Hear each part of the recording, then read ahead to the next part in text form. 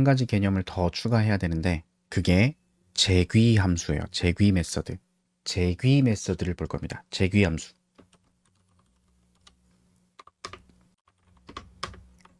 재귀 함수. 재귀 함수는 자, 메인 메서드가 동작하는데요. 자, 이렇게 생겼어요. 자, 여러분 이거 동작되면 어떤 결과가 나올 건지 상상하실 수 있을까요? 보통 요걸 제가 질문을 하면 처음 공부하시는 분들은 다들 메인이 호출됩니다. 그러면 메인이 출력될 거예요. 근데 이걸 보니까 뭐예요? 메인을 또 호출한다라고 되어 있는 거거든요. ARGS는 요거 그냥 그대로 다시 전달하는 거고요. 그러면 이게 또 동작하니까 또 실행될 거고, 그래서 이걸 보고 이거 무한 반복 아니에요? 라고 이야기하시는 분들이 있어요. 그래서 실행을 실제로 해보면 무한 반복처럼 보이죠. 근데 여배 처음 실행이 되고 쭉 메인이 똑같이 출력이 됐어요. 근데 출력이 되다가 자, 여기 중간에 이렇게 볼까요? 익셉션이 발생했습니다. 자바에서 익셉션은 에러 같은 거라고 했죠. 실행되다가 문제가 발생한 겁니다. 그리고 이 에러의 이름을 보니까 스택 오버플로우 에러라고 나와요. 스택 오버플로우. 그리고 여기 나오는 건 스택 트레이스라고 하는데 함수가 호출이 될 때마다 앞에서 제가 스택에 쌓인다고 했잖아요. 영역이. 그러다가 이런 에러나 예외 같은 게 발생을 해서 프로그램이 종료가 되는 상황이 되면 어떤 함수가 호출된 시점들인지를 뒤로 돌아가면서 출력을 시켜줘요. 에러 메시지로. 여기 스택 트레이스라고 부르는데 그건 중요한 게 아니고 지금 무한 반복일 줄 알았는데 에러로 끝났다라는 게 중요한 거예요. 왜냐하면 재귀를 설명하고 있으니까. 재귀는 리커시브 펑션이라고 하거든요. 재귀 함수. 이게 뭐 직접 재귀가 있고 간접 재귀가 있고 뭐 또 그런 얘기도 있는데 그런 건 모르겠고 일단 이렇게 생긴 건 직접 재귀라고 합니다. 메인 함수가 호출되고 동작하다가 메인 함수를 또 호출하게끔 만든 자기 자신을 또 호출하게 만든 형태가 직접 재귀고 일반적인 재귀예요. 그럼 이렇게 실행했을 때 무한 반복일 줄 알았는데 무한 반복이 안 된 이유도 여러분이 납득하실 수 있어야 됩니다. 바로 앞에 설명드렸던 스택의 동작 구조를 이해하셨으면 그렇겠죠. 자, 스택이라는 영역이 있어요. 이 스택이라는 영역은 메모리에 만들어지는 영역이고 내 프로그램이 실행될 때 운영체제로부터 할당받는 영역이 있는데 그 영역을 목적에 맞게끔 나눠서 쓴다고 했어요. 나눠진 것들 중에 한 곳이 스택인 겁니다. 근데 그 스택은 메서드가 호출될 때마다 차곡차곡 메서드가 동작할 때 필요한 만큼의 영역이 할당되게 돼 있어요. 쌓이면서. 그럼 이게 동작한다고 했을 때 어떻게 될 거냐? 메인 메서드 동작. 그럼 메인이 필요한 영역이 있겠죠? 그리고 동작하다가 자기 자신이랑 똑같은 코드를 또 호출을 하게 돼 있단 말이에요. 그럼 자기 자신이 호출되니까 또 그 영역이 만들어집니다. 똑같은 크기의 영역이. 하지만 동일한 코드지만 여길 대상으로 동작을 하겠죠. 근데 또 메인을 호출해. 또 동작하다가 또 메인을 호출해. 그러면 호출할 때마다 영역이 쌓여가겠죠. 언제까지? 리턴이 돼야 돌아가는데 돌아가질 못해요 지금. 끝나는 조건이 없으니까 계속 쌓여요. 그럼 OS로부터 할당받은 영역은 내가 동작할 때 필요하게끔 알아서 쓸 건데 스택이라는 메모리 영역도 어느 정도 한정돼 있단 말이에요. 그래서 계속 호출 하다가 더 이상 호출할 영역이 없을 때, 할당할 영역이 없을 때 예외가 발생한 겁니다. 스택 오버플로우, 넘쳤다. 그래서 재귀 함수란 무엇이냐? 지금처럼 자기 자신을 다시 호출하는 형태의 함수를 재귀 함수라고 해요. 자바에서 메서드라고 하겠죠. 재귀 메서드. 그냥 이걸 재귀 메서드라고 하고 그 녀석의 동작은 이렇게 스택에 똑같은 메모리 영역이 계속 쌓여 올라가는 형식이다 라는 거고, 그래서 조심해야 되는 게 이런 상황이다. 스택 오버플로우. 넘친 거예요. 아주 단순합니다. 예시를 들기가 조금 불편할 수는 있지만 개념적으로 생각해 보시면 여러분 요게 위예요. 위. 밥을 먹죠. 음식을 먹어요. 그러면 사실 위는 아래쪽이 뚫려서 다음 장기로 넘어가는 역할을 하지만 여기를 일단 막아놨다고 생각합시다. 음식을 먹으면 차곡차곡 차곡 쌓이겠죠. 여기서 위가 연동 운동을 하면 이거 다 섞이는 거 아닌가요? 그렇게 말씀하실 수 있는데 그런 거 다 떠나서 그냥 음식을 먹으면 차곡차곡 쌓인다고 가정하면 계속 먹어요. 계속 먹으면 목 끝까지 차올라서 더 먹으면 무슨 일이 생겨요? 오버히트를 하죠. 이게 오버플로우예요. 이게 오버플로우. 넘치는 걸 얘기하는 겁니다. 재미도 없고 감동도 없고 괜찮아요. 나만 재밌으면 돼. 그래서 이게 재규함수의 기본적인 동작이고요. 이제 이걸 어디다 쓰냐? 그걸 좀 이해하시면 되겠죠. 이렇게 쓰지 않아요. 오버플로우가 일어나지 않게끔 사용을 해야 되고 재규 여기 재규 아까 설명이 있었지. 피보나치 예제가 있네요. 피보나치 말고 재규함수 설명해줘. 물론입니다. 재규함수에 대해 자세히 설명해 드리겠습니다. 프로그래밍에서 매우 유용한 개념입니다.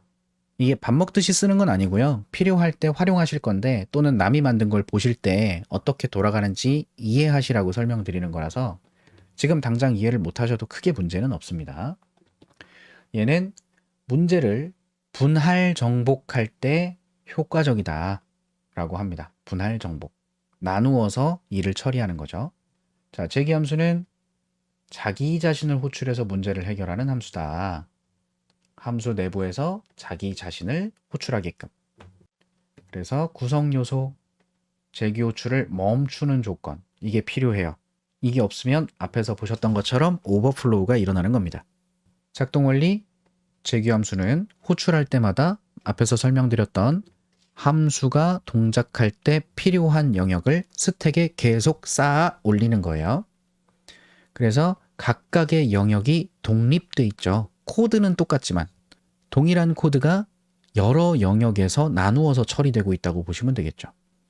그래서 멈추는 재귀 호출을 멈추는 조건이 있을 때까지 그 시점까지 계속 메서드를 쌓아 올리는 거고 호출 영역을 그 마무리되는 조건에 도달하면 역순으로 리턴 되면서 문제가 해결되어 가는 과정이 재규함수의 동작이에요. 그래서 재규함수를 설명할 때 가장 많이 사용하는 게 바로 팩토리얼인데요. 팩토리얼은 1부터 n까지의 곱한 숫자라고 보시면 되는데 이게 사실 경우의 수를 나타내는 녀석이라고 해요. 그래서 0 팩토리얼은 1이고요. 1 팩토리얼은 1이고요. 2 팩토리얼은 2고요.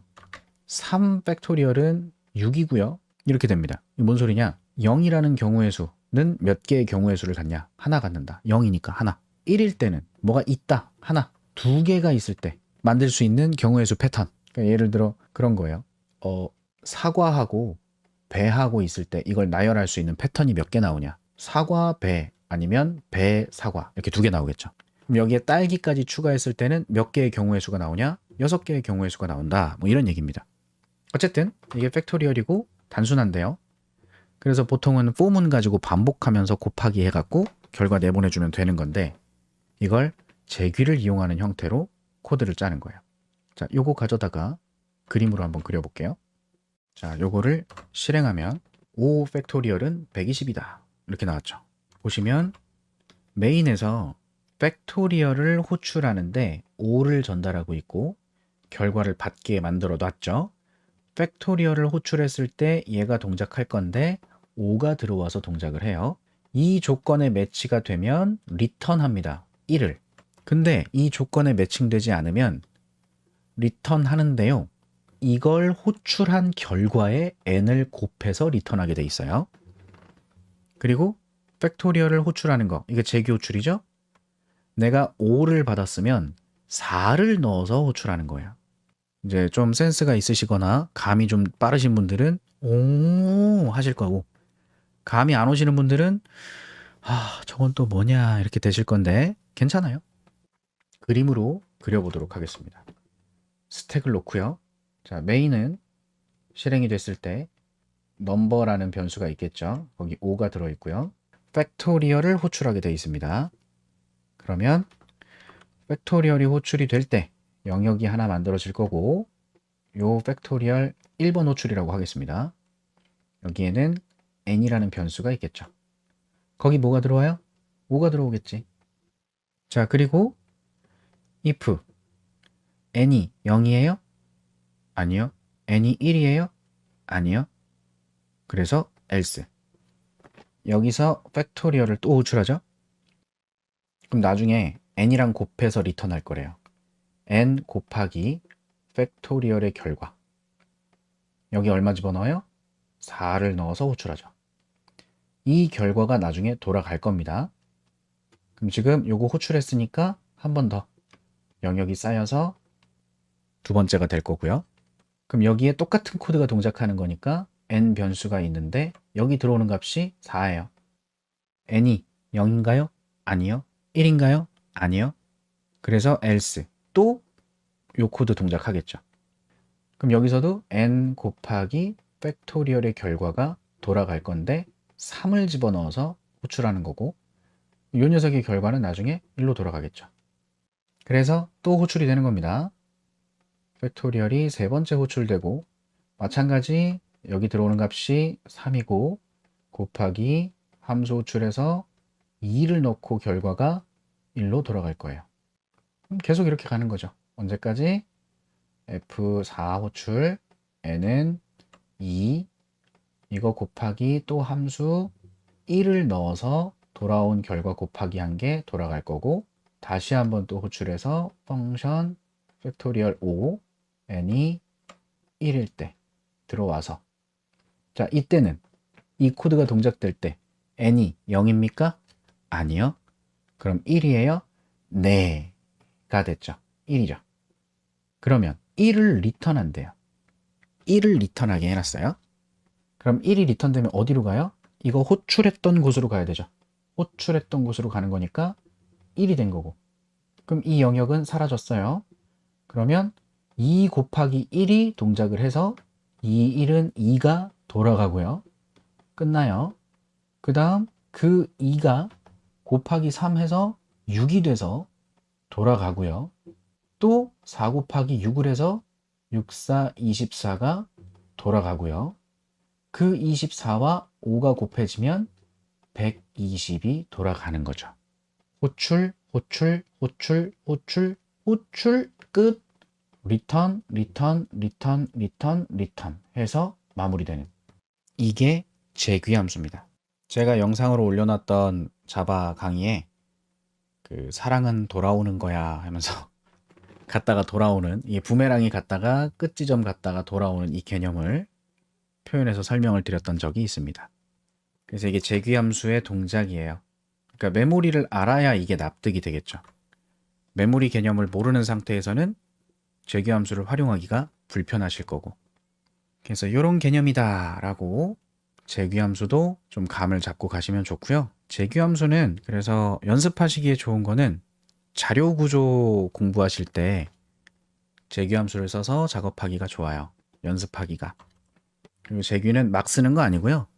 명확한 규칙이 확보될 때 요렇게 해서 해결하면 된다. 근데 그게 여러 번 동일한 작업을 했을 때 문제가 해결되는 경우라면 재귀함수를 통해서 직관적인 코드를 작성할 수 있다. 이렇게 보시면 되고 재귀함수 막 쓰는 거 아니니까 부담 가지실 필요는 없습니다. 그래서 기본적으로 메서드를 만들고 사용하는 개념을 이해해 주시면 사용하시면서 적응해 나가시면 됩니다. 모든 프로그래밍 언어에서 함수는 이렇게 동작한다 라고 보시면 무리가 없을 겁니다. 그래서 여기까지 메서드에 대한 설명을 마칩니다.